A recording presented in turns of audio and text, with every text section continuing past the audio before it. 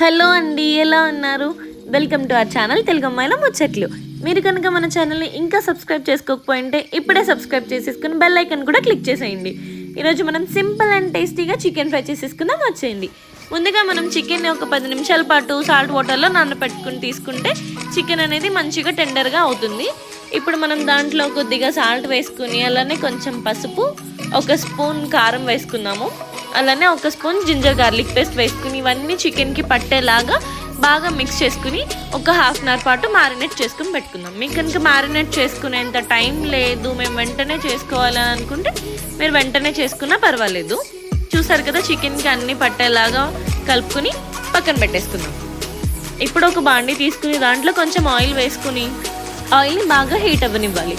ఈ చికెన్ ఫ్రైకి కొంచెం ఆయిల్ ఎక్కువే పడుతుందండి, కొంచెం ఆయిల్ ఎక్కువగానే వేసుకోండి. ఈ ఆయిల్ హీట్ అయిన తర్వాత దీంట్లో మనం కొద్దిగా జీలకర్ర వేసుకుందాం. జీలకర్ర వేసుకుని ఇప్పుడు మనం సన్నగా కట్ చేసుకున్న ఆనియన్స్ వేసుకుందాము. ఆనియన్స్ మీకు ఎంత సన్నగా వేయలేదో అంత సన్నగా కట్ చేసుకోండి. ఆనియన్స్ ఇవి బాగా ఫ్రై అవ్వాలన్నమాట. బాగా రెడ్ కలర్ వచ్చేంత వరకు ఫ్రై చేసుకుంటే మన చికెన్ ఫ్రై చాలా టేస్టీగా ఉంటుంది. ఆనియన్స్ ఎంత ఫ్రై అయితే అంత బాగుంటుంది అనమాట ఫ్రై. ఈలోపు మనం ఒక చిన్న మసాలా ప్రిపేర్ చేసుకుందాము. దానికోసం ఒక మిక్సీ జార్ తీసుకుని దాంట్లో 2 ఎండుమిర్చి, 3 లవంగాలు, ఒక చిన్న దాల్చిన చెక్క, 2 ఇలాచి, అలానే చిన్న అనాస పువ్వు, చిన్న బిర్యానీ ఆకు. ఇప్పుడు దీంట్లో ఒక స్పూన్ ధనియాలు, ఒక స్పూన్ జీలకర్ర వేసుకుందాము. 2 టేబుల్ స్పూన్స్ ఎండు కొబ్బరి పొడి వేసుకుందాం. మీ దగ్గర కనుక ఎండు కొబ్బరి లేదు అనుకుంటే మీరు జీడిపప్పు కూడా యాడ్ చేసుకోవచ్చు. నా దగ్గర ఎండు కొబ్బరి ఉంది కాబట్టి నేను అది వేసుకున్నాను. ఇవన్నీ కలిపి మనం ఒక పౌడర్ చేసుకుందాం. చూసారు కదా ఆనియన్స్ ఎంత బాగా ఫ్రై అయ్యాయో. ఇప్పుడు మనం దీంట్లో ఒక స్పూన్ జింజర్ గార్లిక్ పేస్ట్ వేసుకుందాం. ఈ జింజర్ గార్లిక్ పేస్ట్ కూడా కొద్దిగా పచ్చివాసన పోయేంత వరకు ఫ్రై చేసుకుని దీంట్లో మనం ఇందాక మ్యారినేట్ చేసి పెట్టుకున్న చికెన్ ఉంది కదా, ఆ చికెన్ కూడా మనం దీంట్లో యాడ్ చేసేసుకుందాం. ఇప్పుడు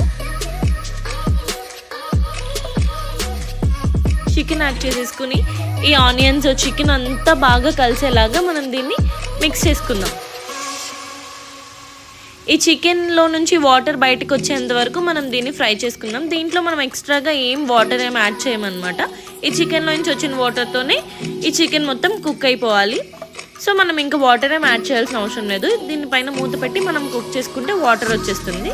చూసారు కదా చికెన్లో నుంచి వాటర్ ఎలా వచ్చేసిందో. దీన్ని ఇంకొంచెం సేపు ఫ్రై చేస్తే ఈ వాటర్ మొత్తం ఇంకిపోయి ఆయిల్ అనేది బయటకు వస్తుంది అనమాట. ఆయిల్ బయటకు వచ్చేంత వరకు మనం దీన్ని ఫ్రై చేసుకుందాము.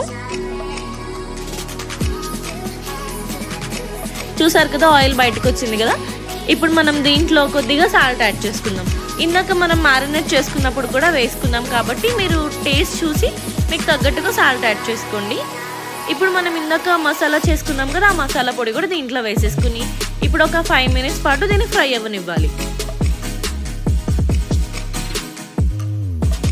ఈ మసాలా వేసిన తర్వాత ఏమవుతుందంటే కొంచెం కింద బాండీకి అంటుకుంటుంది. మీరు కొంచెం తిప్పుకుంటూ బాగా ఫ్రై చేసుకోండి. మీకు కనుక ఇంకా కొంచెం స్పైసీగా కావాలి అని అనుకుంటే కొద్దిగా కారం కూడా యాడ్ చేసుకోవచ్చు. లేదు అంటే మిరియాల పొడి వేసుకున్నా కూడా చాలా టేస్టీగా ఉంటుంది. ఇప్పుడు మనం ఇది ఫ్రై అవుతుంది కదా, దీంట్లో మనం ఇప్పుడు కరివేపాకు వేసుకుందాం. కరివేపాకు ఈ స్టేజ్లో వేయడం వల్ల ఏమవుతుందంటే చికెన్ ఫ్రైకి మంచి ఫ్లేవర్ వస్తుంది అనమాట. మంచి కరివేపాకు ఫ్లేవర్ అనేది వస్తుంది. ఇప్పుడు మనం కరివేపాకు వేసుకుని ఒక 5 మినిట్స్ పాటు ఫ్రై చేసుకుందాం. ఈ చికెన్ ఫ్రై లంచ్ బాక్సుల్లోకి అయితే మీకు చాలా ఈజీగా అయిపోతుందండి. 10 మినిట్స్లో ఇది రసంలోకి కానీ, సాంబార్లోకి కానీ, బగారా రైస్, నాట్ ఈవెన్ రైస్లోకి కూడా చాలా అంటే చాలా టేస్టీగా ఉంటుంది. ఇప్పుడు మనం దీన్ని ఒక 5 మినిట్స్ ఫ్రై చేసుకున్నాం కదా. ఇప్పుడు మనం దీంట్లో కొత్తిమీర యాడ్ చేసుకుంటే మన చికెన్ ఫ్రై అనేది రెడీ అయిపోయినట్టే. ఇప్పుడు మనం కొత్తిమీర కూడా యాడ్ చేసేసుకుందాం. ఇప్పుడు ఒక 2 మినిట్స్ ఫ్రై చేసేసుకుంటే మన చికెన్ ఫ్రై అనేది రెడీ అయిపోయింది. చూసారు కదా ఎంత బాగా వచ్చిందో. మీరు కూడా ఒకసారి ఈ చికెన్ ఫ్రై ట్రై చేసి ఎలా వచ్చింది, మీకు ఎలా నచ్చింది అనేది నాకు కామెంట్ సెక్షన్లో చెప్పేయండి. అలానే మన ఛానల్కి లైక్ చేసి, షేర్ చేసి, సబ్స్క్రైబ్ చేసుకోవడం మాత్రం మర్చిపోవద్దు.